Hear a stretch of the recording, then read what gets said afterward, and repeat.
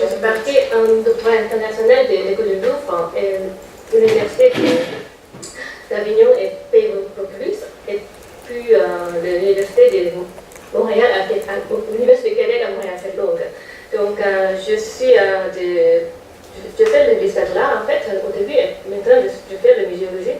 Donc j'ai un petit peu entre les deux domaines, une partie de l'histoire et l'autre partie c'est science de l'information et de la communication. Donc j'ai essayé de mêler, mais je ne sais pas, vous voyez. Donc merci à vous d'organiser cette colloque et m'inviter ici. Et à vous de rester jusqu'au bout de cette longue journée.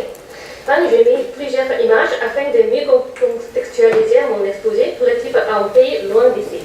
Donc vous pouvez un petit peu voyager vers. Dans cette communication, je souhaite introduire mon travail qui tente de repérer les caractéristiques distinctives des publics d'un musée, plus précisément d'un musée national, considérant un outil essentiel permettant de construire une identité commune ainsi qu'un savoir scientifique relatif au patrimoine du pays. Dans le cadre des théoriques des sciences de l'information et de la communication auxquelles ce travail se rattache, je présuppose ces publics en tant que destinataires des œuvres et des discours que l'on porte sur elles, ainsi que coproducteurs de leur sens et du savoir scientifique corrélatif à l'espace muséal. Je prends la situation de la Corée du Sud comme cas d'étude. En fait, j'apprends actuellement cette analyse dans le cadre de ma thèse doctorale intitulée Le discours de médiation des musées nationaux en Corée du Sud et le modèle européen et son adoption dans la communication relative aux collections. Et j'observe les publics présupposés du Musée national central de Corée à Séoul, qui a modifié sa muséologie durant ces dernières années. Pour moi, cette étude sur les publics historiques est un point de départ pour connaître les règles de communication qui posent au public d'aujourd'hui.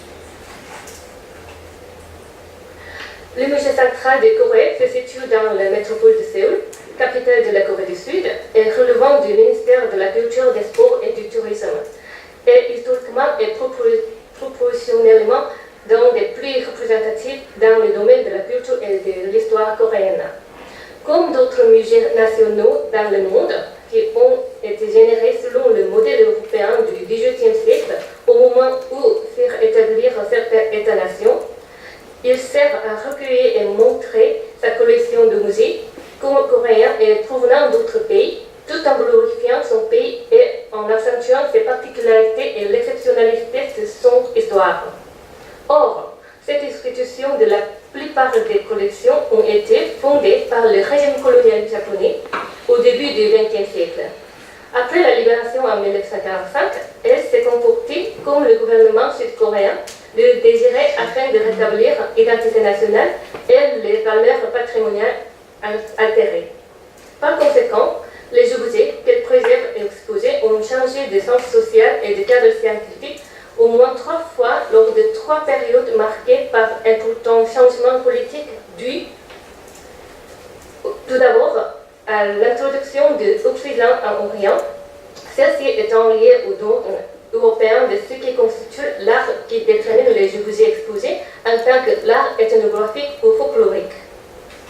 Puis à la colonisation japonaise qui positionne cet objet en tant que preuve de l'infériorité du peuple coréen vis-à-vis des Japonais, ces deux approches ayant laissé les traces dans les disciplines courantes relatives à l'art coréen.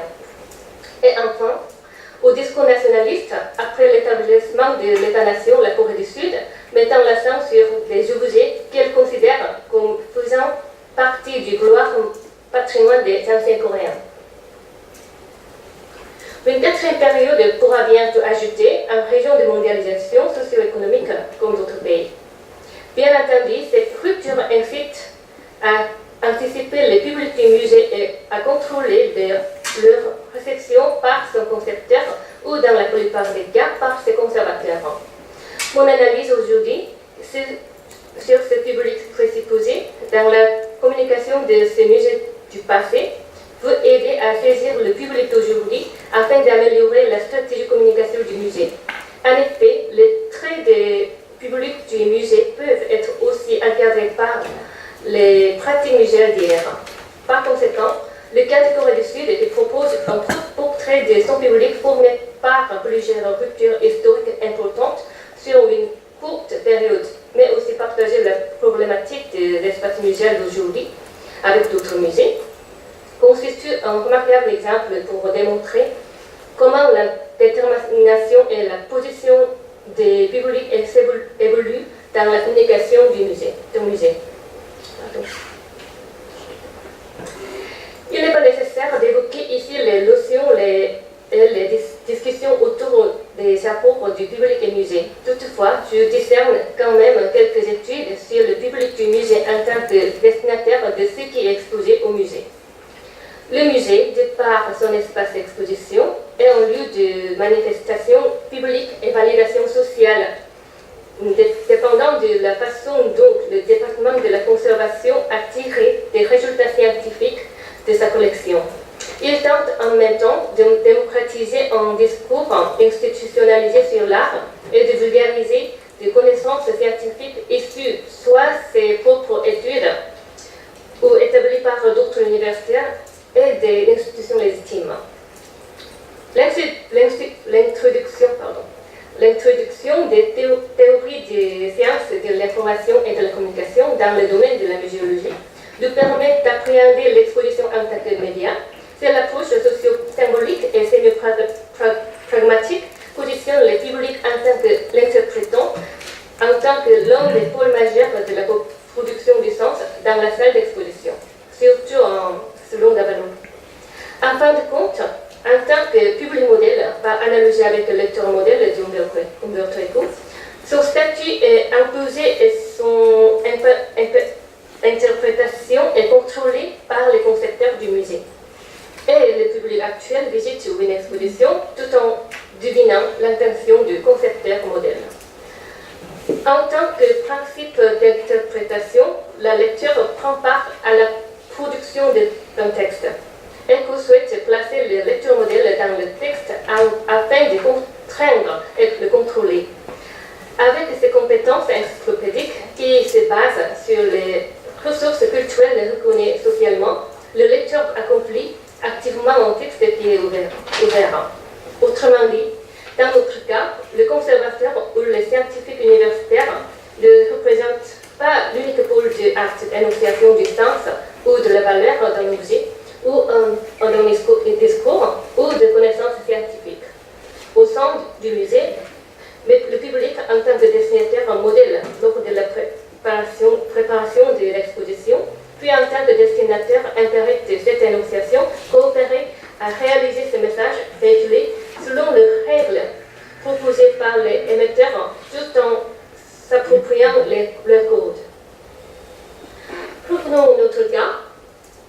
Par biais de ramasser les témoignages des visiteurs dans les presses quotidiennes, de lire les rapports du musée, ainsi que les textes proposés dans les salles d'exposition, de rencontrer des anciens professionnels du musée et examiner les dispositions des objets, voilà, etc. Et cette tentative est toujours en cours, en fait. Je peux avoir un petit portrait des publics du musée national et l'attendu par des muséologues que je voudrais présenter ici. En Corée, le premier musée moderne et premier musée public fut fondé en 1908 par ordre de Sunjong, dernier roi de l'Empire des Han.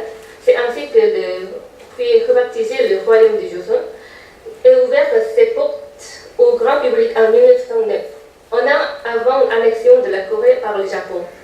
Alors que la région de fondation de ce musée fait toujours l'objet de débat, nous admettons officiellement les fonctionnaires japonais conseillent au roi de créer un musée dans un palais royal pour en jouer avec le peuple et favoriser le projet. Cependant, les Coréens ne peuvent guère découvrir l'affect de ce musée, car à peine un an plus tard, la péninsule coréenne devenait une colonie dans l'Empire du Japon. Néanmoins, cette approche inédite en Corée, consistant à exposer des objets devant les yeux du grand public, a conçu et formé un nouveau type de public, incitant des visiteurs à parcourir différentes expositions.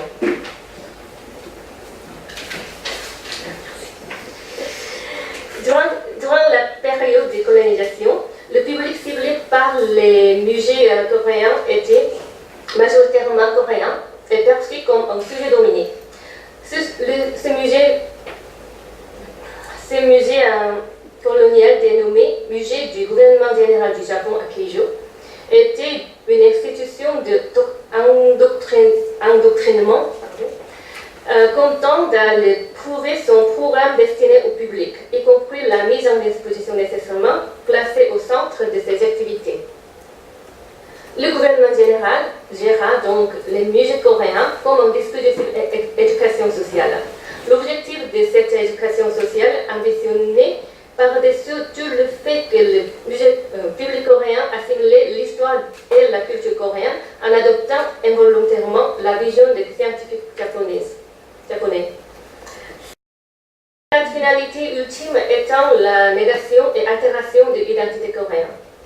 Au niveau de la composition de ces salles d'exposition, tout en présupposant que le public coréen n'ignore pas les nouvelles techniques d'exposition des objets historiques, les conservateurs japonais ont ainsi utilisé stratégiquement quelques objets particuliers, comme les premiers caractères métalliques de l'histoire de l'imprimerie du monde, tout en revendiquant une histoire de la Corée rédigée par ces scientifiques japonais, présentée dans la toute dernière salle parmi un certain bric-à-brac.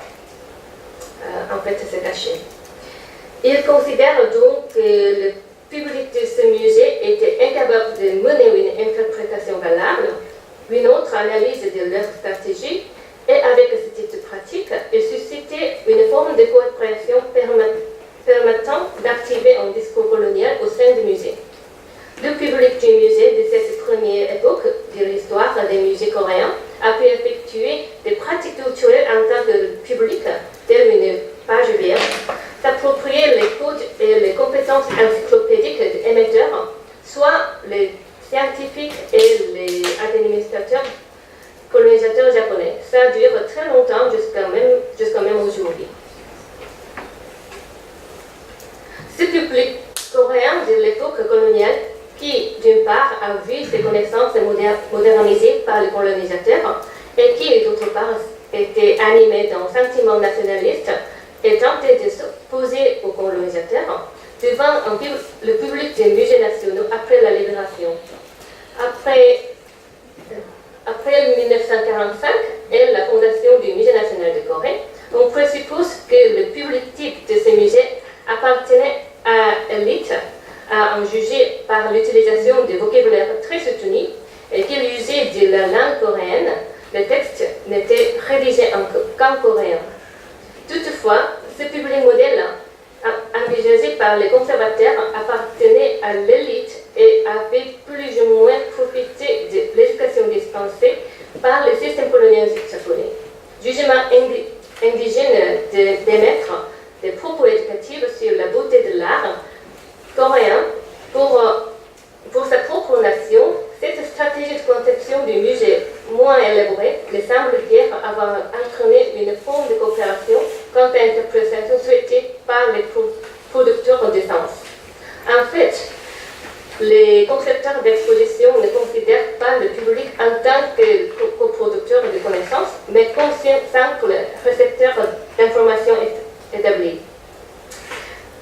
Le consensus d'un nouveau public coréen ne semble pas avoir été admis par le musée. Par conséquent, le contenu ou message du musée n'était pas interprété comme relevant de l'émetteur soit, cette fois-ci scientifique du gouvernement sud-coréen.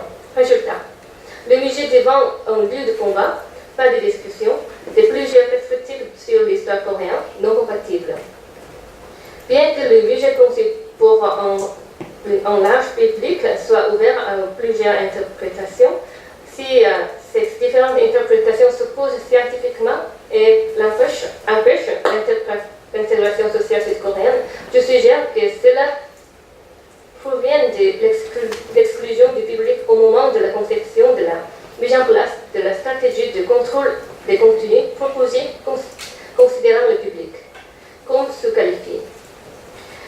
semble donc souhaitable que le musée examine son message à partir du pôle du récepteur et qu'il établisse un modèle de public afin d'améliorer sa communication. Alors, je saute un petit peu de méthodologie. Donc,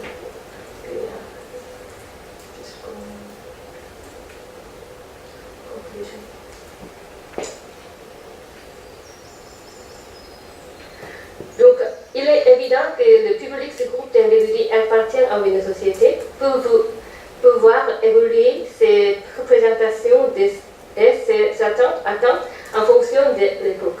Au fur et à mesure que la société coréenne s'est démocratisée, le monde scientifique a relativisé de plus en plus ce qu'il considérait comme des vérités. En guise de conclusion, rappelons ici l'essai de Bruno Latour qui repositionne le savoir scientifique dans un contexte humain.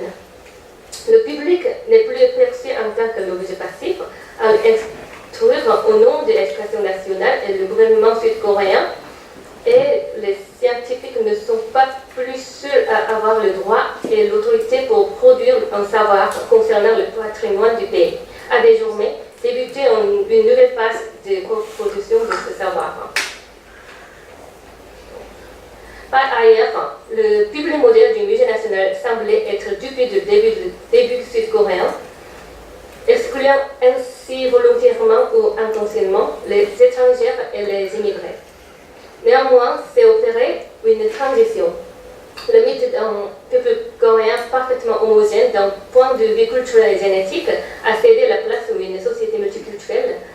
Le musée envisage aussi un changement quant à son modèle type de public. Il est assez urgent de considérer le musée national comme un lieu de discussion des différentes valeurs, d'appréhender le savoir produit par un musée national comme un fait social et de concevoir le public du musée comme des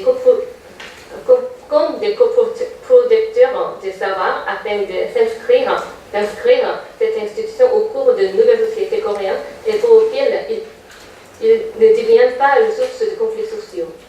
La mission et le message du musée national peuvent anticiper les caractéristiques de ces diverses, voire même contradictoires types de public modèle, qui semblent causer des difficultés quant à la stratégie sous-jacente de la communication muséale à l'époque actuelle, celle de la mondialisation, la Corée du Sud n'en étant pas exclue.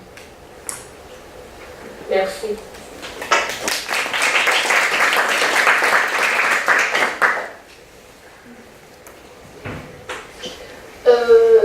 Donc, est-ce qu'il y a des questions dans la salle? Oui, Nathalie.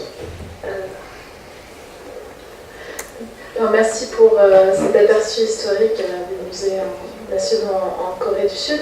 Je voulais savoir quelle était votre approche méthodologique. Donc, de ce que j'ai compris, vous avez étudié plutôt la conception du public ou du public modèle ou l'absence de considération du public de la part des concepteurs des musées. Sur quels documents vous basez? Comment est-ce que vous recueillez les données? En fait, c'est la première chose qui est importante. Si on a l'étude sur les visiteurs, il reste, ce serait très bien, mais il ne reste plus. Il n'y a pas d'étude sur les visiteurs. Donc, j'ai essayé de faire un contenu d'analyse à partir de témoignages qui ont pu trouver dans la presse quotidienne. Et puis le rapport des musées qui toujours avoir une mission par rapport à son public. Donc on doit avoir quelques intentions du musée visées à son public. Et puis les photos de salle d'exposition qui peut montrer le trame de narration qui est adressé au son public. Et puis, oui, et je fais aussi l'entretien avec les anciens muséologues. Donc, ça, à partir de ça, j'ai essayé. Maintenant, je suis en cours de faire ça, donc c'est pas assez clair pour vous montrer, mais j'ai essayé de faire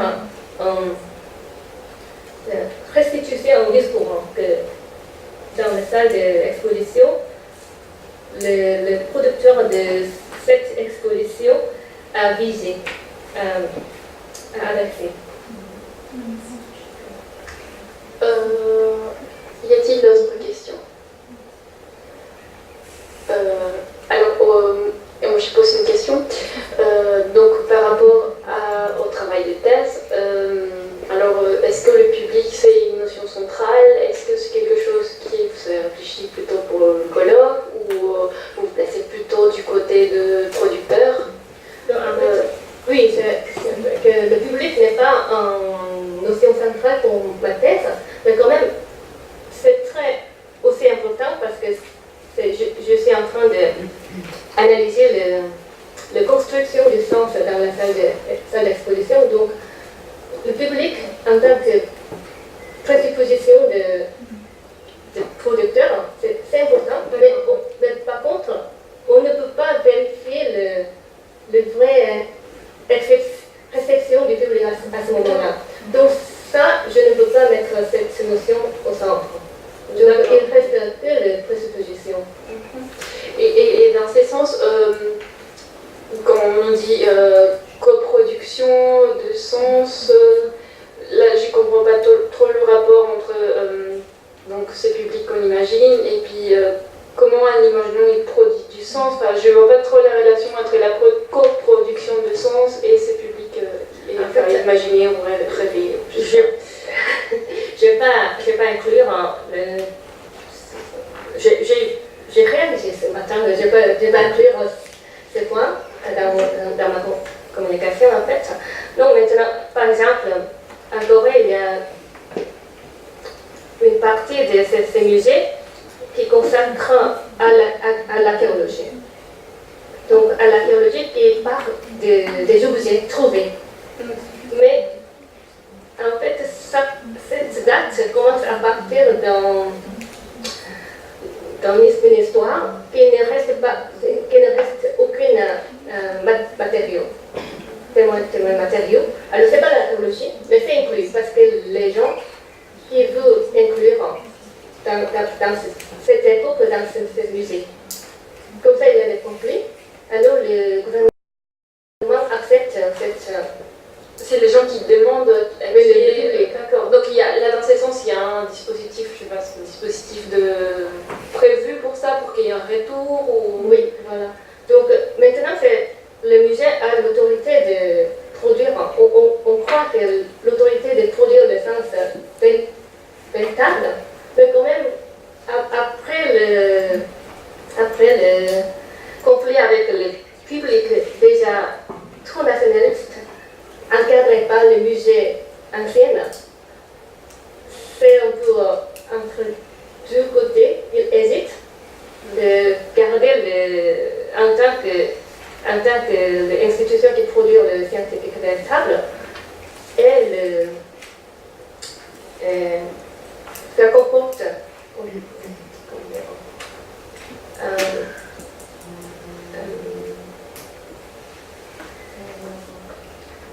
accueillir des opinions publiques, pas vraiment scientifiques, mais pour avoir quelque chose d'intégration sociale. Oui, Nathalie. C'était pour rebondir et pour poursuivre cette conversation. La construction du sens, ça vient des théories du sens, de la signification. Et donc, si j'ai bien compris, cette co-construction du sens, c'est une prise de conscience en fait des concepteurs de musées qui sont passés d'une vision idéologique où ils imposent une vérité. Donc c'est un tournant dans la muséologie sud-coréenne, si j'ai bien compris, mais ce n'est pas votre objet de recherche. C'est-à-dire que vous n'allez pas observer comment le public co-construit le sens. C'est plutôt comment les concepteurs intègrent cette idée de construction du sens dans le dispositif. Et voilà. Donc, si on a une nouvelle exposition, on a à la base de la présupposition publique ou la connaissance publique du passé. Donc ça, il y de l'influencer de nouvelles expositions. Je voudrais savoir cette relation. Oui. Et comment finalement les concepteurs se positionnent? Est-ce qu'ils vont se positionner vis-à-vis d'habitus en fait anciens, du public qui est aussi peut-être habitué à recevoir un message idéologique, ou créer avec le public de nouvelles habitudes d'habitus. D'accord. Merci. Il y a encore des questions.